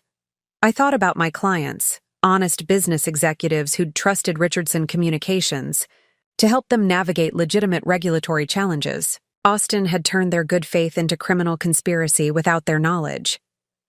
"What do you need from me?" Agent Mills smiled. "Everything. Every document, every email, every financial record you can provide. Your husband thought he was using your business to protect himself. Instead, he created the perfect evidence trail to convict him." Over the next week, I worked closely with the FBI to understand the full scope of Austin's criminal network. What I discovered was stunning in its sophistication and scope. Austin had identified development projects where environmental or zoning approvals were uncertain, then approached city officials with offers to facilitate favorable decisions. He'd use my business as a conduit for payments, disguising bribes as consulting fees for services my company never actually provided. The genius of his scheme was how it exploited my reputation. City officials trusted that payments from Richardson Communications were legitimate because my business had an established track record of ethical consulting work. My good name had been his criminal shield. "Your husband generated approximately $2.3 million in illegal payments over 18 months, Agent Mills told me during one of our sessions. He kept detailed records because he thought they proved legitimate business activity. Instead, they provide perfect evidence of systematic corruption. But Austin's downfall had been his greed and impatience. The Italy trip wasn't just about pursuing his online romance. It was his exit strategy. Federal investigators had been closing in on the corruption network, and Austin had realized he needed to escape before indictments were issued. He probably Plan to liquidate your business assets and disappear permanently, Agent Mills explained. The hospital abandonment gave him the perfect cover story. He could claim you'd suffered a mental breakdown and needed to be relocated for treatment while he cleaned out your accounts. Instead, his abandonment had given federal investigators access to evidence they'd been struggling to obtain. By leaving me alone with our shared digital life, Austin had handed law enforcement everything they needed to destroy his criminal network. The breakthrough moment came when Agent Mills showed me bank routing information that proved Austin had been stealing from my business for far longer than I'd realized. The federal investigation had uncovered financial records I'd never seen, documenting systematic theft dating back to the beginning of our marriage. He wasn't just using your business for recent corruption, she said. He's been embezzling from your accounts almost from the day you got married. The total amount approaches $400,000. $400,000. Austin had stolen nearly $500,000 from me while convincing me I was financially dependent on his support. The money had funded his double life, his criminal activities, and his preparation for abandoning E. But the most shocking revelation came when Agent Mills explained the scope of the federal case. Austin wasn't a minor player in a small corruption scheme. He was a central figure in a network that had influenced millions of dollars in development decisions across 3 states. Your husband was planning to testify against other conspirators. In exchange for a reduced sentence, Agent Mills told me. That's another reason he needed to relocate you to Los Angeles. Federal witnesses often have to move their families for protection. Austin had been preparing to enter witness protection, taking me with him under the guise of my mental health treatment. I would have been relocated against my will, isolated from any support system, and forced to live under a new identity, while Austin served a minimal sentence for cooperating with prosecutors. He never intended to protect you, Agent Mills said grimly. He intended to use you as cover for his own survival. But Austin's plan had a fatal flaw. By abandoning me before the federal investigation concluded, he'd lost his only leverage with prosecutors. Without a family to relocate and protect, Austin was just another criminal facing decades in prison. The indictments will be unsealed tomorrow, Agent Mills told me as our meeting concluded. Austin Richardson will be arrested the moment he returns to U.S. soil. And Mrs. Richardson, you're going to be our star witness. Austin thought he'd been using my success to protect his crimes. Instead, he'd created the evidence that would destroy him completely. The federal investigation transformed my life in ways I hadn't anticipated. What began as a personal quest for justice against Austin became my participation in exposing a corruption network that had influenced Denver's development landscape for years. But with this new role came challenges that tested everything I'd rebuilt since Austin's abandonment. Agent Mills contacted me 3 days after our initial meeting with urgent news. Austin is trying to return to the United States, she told me. Over the phone. He's booked a flight from Rome to Denver arriving tomorrow afternoon. We need to accelerate our timeline. My stomach dropped. I wasn't ready to face Austin yet. Despite 6 weeks of building independence and strength, the thought of seeing him again triggered panic I thought I'd overcome. What does this mean for the investigation? I asked, trying to keep my voice steady. It means we arrest him at the airport and you become even more crucial to our case. Austin will likely try to contact you once he's in custody. We need you to be prepared for that conversation. Pierre joined me at the FBI field office the next morning for a briefing that would prepare me for Austin's return. The conference room felt surreal. Federal agents explaining how my husband's arrest would unfold while I tried to process that the man I'd once loved was now a fugitive returning to face multiple felony charges. Austin doesn't know about the federal investigation, Agent Mills explained. He thinks he's returning to deal with your divorce proceedings and the civil fraud allegations. When he's arrested, he'll be completely blindsided. The irony wasn't lost on me.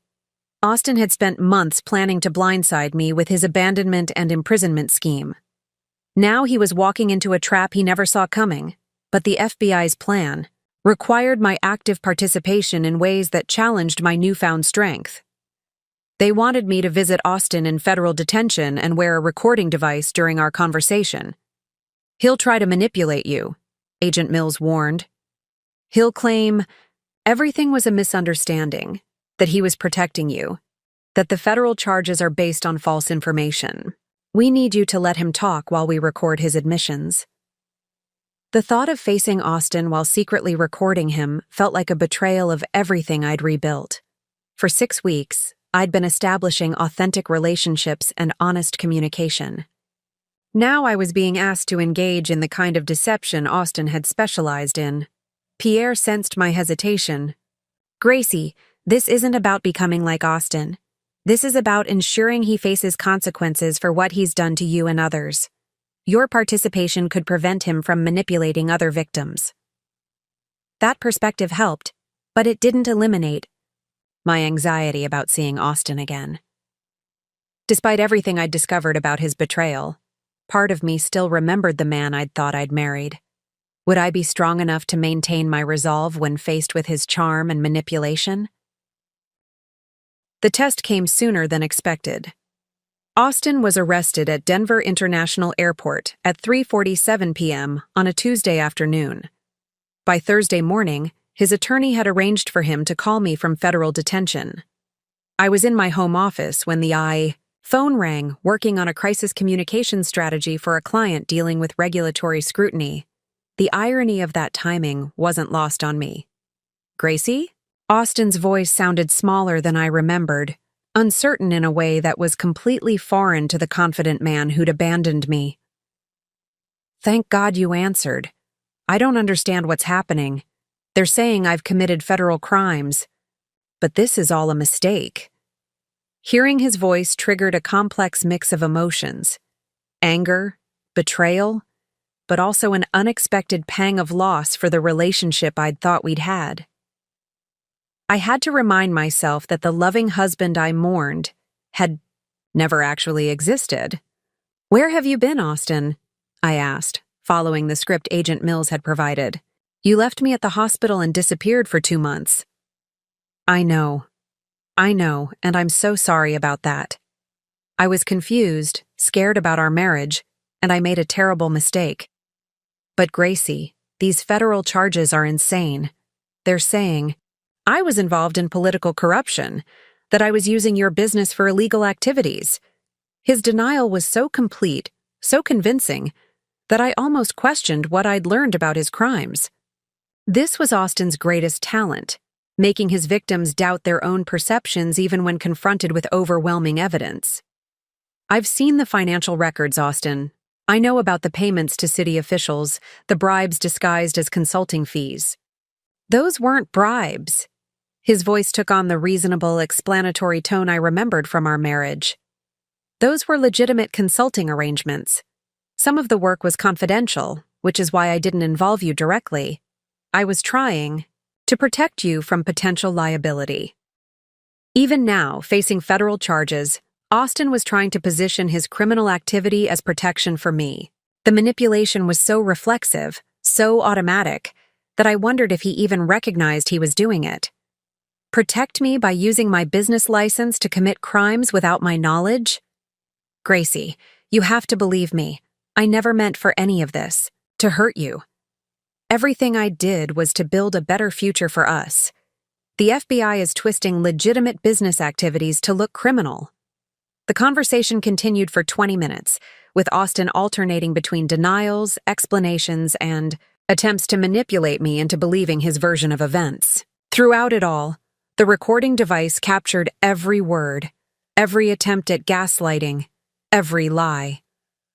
When I finally hung up, I felt emotionally drained, but also strangely empowered. Austin's manipulation had no effect on me anymore. I could hear his techniques clearly now, recognize his patterns, understand how he'd controlled me for so long. Agent Mills reviewed the recording with satisfaction. This is exactly what we needed. Austin just denied knowledge of activities we have documented evidence he orchestrated. His attempts to manipulate you into supporting his version of events will help establish his pattern of deception. But the Real test of my transformation came that evening when Austin's mother called. Margaret Richardson had always been critical of me, never believing I was good enough for her successful son. Now she was demanding I recant my cooperation with federal investigators. "You're destroying my son's life out of spite," she accused. "Austin made a mistake leaving you at the hospital, but this vindictive campaign has gone too far." The old me would have wilted under Margaret's criticism, would have questioned whether I was being too harsh on Austin. But the woman I'd become responded with calm certainty. "Margaret, your son committed multiple felonies. He stole from my business, committed identity fraud, and participated in political corruption. He's facing consequences for his choices, not my vindictiveness. He was trying to build a good life for both of you. He was planning to have me declared mentally incompetent and imprisoned in a psychiatric facility so he could steal my business. That's not building a life together. That's destroying mine for his benefit." Margaret hung up on me, but I felt only relief. Austin's family had always made me feel inadequate, unworthy of their son's attention. Now I understood that their golden boy was a criminal, and their criticism carried no weight with me anymore. The challenges were far from over, but each test only confirmed that the woman Austin had abandoned was gone forever. 4 months after Austin's arrest, his federal trial was approaching, and I was preparing for the most difficult confrontation of my life. Not just testifying against him in court, but facing the man who had systematically destroyed every aspect of my trust and independence. Pierre and Agent Mills had spent weeks preparing me for this moment, but nothing could really ready me for seeing Austin again in person. The federal courthouse in downtown Denver felt imposing as I walked through security on the morning I was scheduled to testify. Pierre accompanied me, carrying folders of evidence that would support my testimony. After months of phone calls and recorded conversations, I was finally going to face Austin directly and tell the truth about what he'd done. "Remember," Pierre said as we waited in the witness preparation room, "you're not the same woman he abandoned at the hospital. You've rebuilt your business, exposed his crimes, and helped federal investigators dismantle an entire corruption network. He has no power over you anymore." But when the bailiff called my name and I walked into the courtroom, seeing Austin at the defendant's table still hit me like a physical blow. He looked smaller than I remembered, wearing an ill-fitting suit and an expression of defeat I'd never seen before. For a moment, the man I'd once loved was visible beneath the criminal he'd become. Austin's eyes met mine as I was sworn in, and I saw a flicker of the old manipulation, a look that said, "Remember us, remember what we had, remember that you once loved me." But instead of the doubt and confusion I'd felt during our phone conversation, I felt only cold clarity.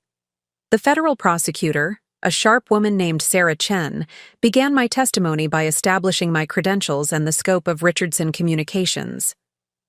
As I described my business and professional background, I could see Austin's defense attorney preparing to attack my credibility. "Mrs. Richardson," Prosecutor Chen continued, "can you tell the court about your marriage to the defendant and how he became involved in your business?" This was the moment I'd been preparing for. In clear, measured tones, I described how Austin had systematically inserted himself into my business operations, while convincing me I was incapable of managing them independently. I explained how he'd used my credentials to establish relationships with clients, then exploited those relationships to facilitate corruption. "At any point, did you authorize Mr. Richardson to use your business license to accept payments for services your company didn't provide?" Never. I was completely unaware that Austin was using Richardson Communications as a front for illegal activities. He convinced me that I was doing simple freelance work while he handled all client communications and business management. Austin's defense attorney, an expensive-looking man named Bradley Stone, objected frequently during my testimony, trying to characterize Austin's actions as legitimate business practices that I'd simply misunderstood. But the evidence was overwhelming. Bank records, email chains, recorded conversations where Austin had clearly admitted to activities I'd never authorized. The most difficult part of my testimony came when Prosecutor Chen asked me to describe Austin's abandonment and the discovery of his crimes. Mrs. Richardson, can you tell the court what happened on the day of your surgery? I took a deep breath and recounted that terrible morning. Austin's distraction during my medical crisis, his use of my phone to send deceptive messages while I was unconscious, his departure for Italy while I was still in recovery. The courtroom was completely silent as I described waking up alone and gradually discovering the scope of his betrayal. And what did you discover about Mr. Richardson's plans for your future? This was the moment that would destroy any sympathy Austin might have earned from the jury. I described the evidence I'd found about his coordination with the LA firm, his plans to have me declared mentally incompetent, his preparation to imprison me in a psychiatric facility while he sold my business and entered witness protection. Several jurors looked visibly shocked. Austin's own attorney seemed surprised by the scope of his client's betrayal. Apparently, Austin hadn't shared the full extent of his scheme even with his legal counsel. During cross-examination, Bradley Stone tried to paint me as a vindictive ex-wife seeking revenge against her estranged husband, but 4 months of FBI cooperation had prepared me for these attacks. Mrs. Richardson, isn't it true that you were angry about your husband's affair and used these federal charges to punish him? Mr. Stone, I discovered Austin's criminal activities before I knew about his affairs. My cooperation with federal investigators is based on evidence of fraud, embezzlement, and corruption, not personal grievances. But you stand to benefit financially from Mr. Richardson's conviction, don't you? I stand to recover assets that were stolen from me through identity fraud and embezzlement. That's restitution for crimes committed against me, not profit from revenge.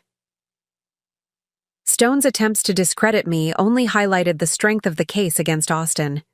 Every question he asked gave me another opportunity to describe Austin's systematic deception and criminal activity.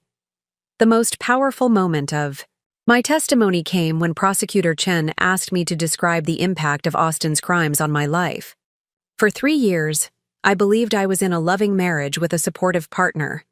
Instead, I was being systematically deceived, isolated, and prepared for imprisonment by someone who was stealing my professional success to facilitate political corruption. Austin didn't just commit crimes against the city of Denver. He committed crimes against me personally, using my trust and love as weapons against my own freedom. When I finally stepped down from the witness stand, I felt a weight I'd been carrying for months finally lift from my shoulders. I had told the truth, completely and publicly, about what Austin had done. There was no going back, no possibility of reconciliation, no chance that his manipulation could work on me again. But Austin wasn't finished. As I walked past the defendant's table toward the courtroom exit, he leaned toward his attorney and whispered something urgent. Stone immediately requested a brief recess. Mrs. Richardson, Stone approached me in the hallway outside the courtroom. My client would like to speak with you privately. He says he has information that might help both of you. Pierre shook his head immediately. Absolutely not. Austin has nothing to offer except more manipulation. But I surprised myself by agreeing to the meeting. Not because I believed Austin had anything valuable to share, but because I wanted to see him try his manipulation one final time, knowing it would have no effect on me. The meeting took place in a small conference room with Pierre, Stone, and a federal marshal present. Austin looked directly at me with an expression I'd never seen before. Complete defeat mixed with something that might have been genuine remorse. "Gracie," he said quietly, "I know I can never undo what I've done to you, but I want you to know that leaving you at the hospital was the worst mistake of my life. Not because I got caught, but because it showed me what kind of person I'd become."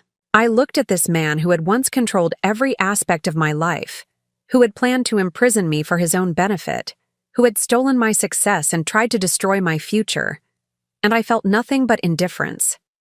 "Austin," I said calmly, "the Worst mistake of your life was thinking I'd never be strong enough to discover what you'd done. Everything else was just the inevitable consequence of that miscalculation. It was the last conversation we would ever have. And for the first time in our entire relationship, I had the last word. 6 months after Austin's conviction on 12 federal felony counts, I stood at the window of my new office overlooking downtown Denver, watching a private jet taxi toward the terminal at the regional airport. The sight would have seemed impossible a year ago, when I was a woman stranded in a hospital bed, abandoned by the man she trusted most. Now, that jet carried my attorney and the final documents that would close the most transformative chapter of my life. Austin had been sentenced to 15 years in federal prison with no possibility of parole for the first 8 years. The judge had been particularly harsh about his abuse of trust, noting that he'd systematically exploited his wife's professional reputation to facilitate corruption while planning her imprisonment for his own benefit. The courtroom had been packed with other victims of the corruption network Austin had helped operate. But more satisfying than Austin's prison sentence was what I'd built from the ashes of his betrayal. Richardson Communications had grown into one of Denver's premier crisis management firms, with 12 employees and clients across 3 states. The woman who'd once been convinced she needed her husband's management to function professionally was now running a multi-million-dollar consultancy, Pierre. Dubois stepped into my office carrying a leather portfolio that contained the final pieces of my legal victory over Austin. "The asset recovery is complete," he announced with satisfaction, "between the criminal restitution order and the civil judgment. You've recovered $1.7 million in stolen assets plus interest and penalties. Nearly $2 million. Austin had stolen from me systematically for 3 years, but the federal investigation had uncovered accounts and investments I'd never known existed. His criminal activities had been profitable, but not profitable enough to compensate for his eventual downfall." "What about the house?" I asked, though I already knew the answer. "Yours completely, with a clear title. The mortgage that Austin fraudulently refinanced has been voided, and you own the property, free and clear." Pierre smiled. "Of course, I understand you're not planning to keep it." He was right. I'd already accepted an offer on the Cherry Creek house where Austin had deceived me for 3 years. Every room in that place contained memories of his manipulation, and no amount of redecorating could cleanse the psychological contamination. The sale would close next week, netting me enough to purchase the downtown loft I'd been renovating as both my residence and expanded office space. But the most important resolution hadn't been financial or legal. It had been personal. The private jet at the airport carried someone who represented the future I was building, rather than the past I was escaping.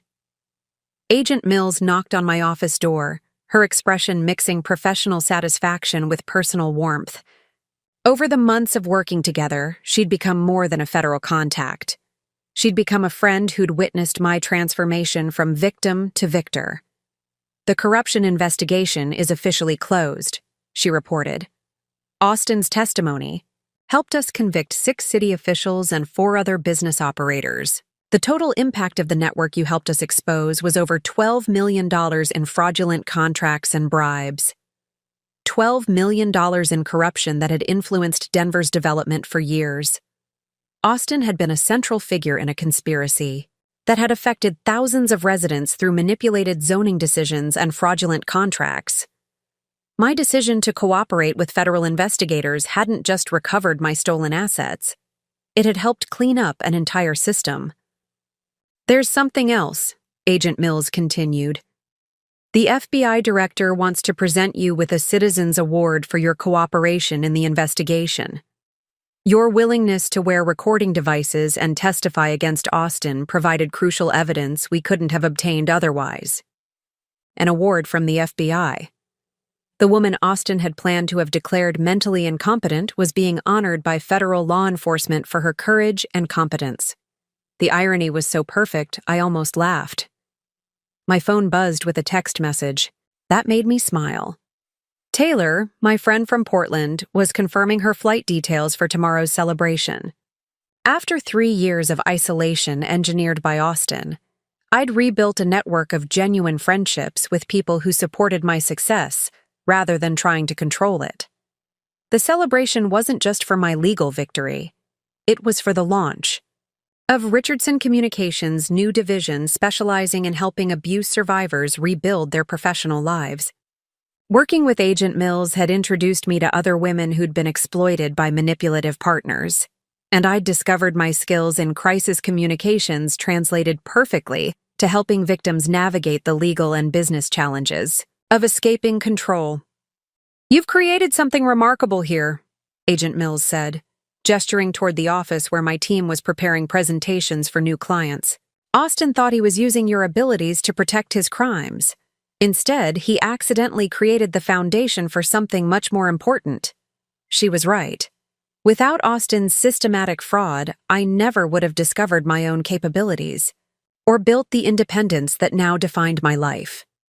His betrayal had been the catalyst for a transformation I could never have achieved while constrained by his manipulation. But the day's most significant moment came when my assistant announced that Bill Morrison from Pinnacle Property Group was on the line with news about our latest project. "Gracie," Bill said when I picked up the phone, "the City Council approved the Riverside Commons development unanimously. Your crisis communication strategy turned every potential opponent into a supporter. The project you managed has become the model for how development should be done in Denver." Riverside Commons had been the controversial project that launched my independent consulting career. Under Austin's management, it would have been handled with his typical approach of behind-the-scenes manipulation and potential corruption. Instead, I'd used transparent communication and genuine community engagement to build support for responsible development. "There's more," Bill continued. "3 other cities have contacted us about hiring Richardson Communications for similar projects. Your approach to ethical development consulting is attracting attention nationally." Up next, you've got 2 more standout stories right on your screen. If this one hit the mark, you won't want to pass these up. Just click and check them out. And don't forget to subscribe and turn on the notification bell so you don't miss any upload from us.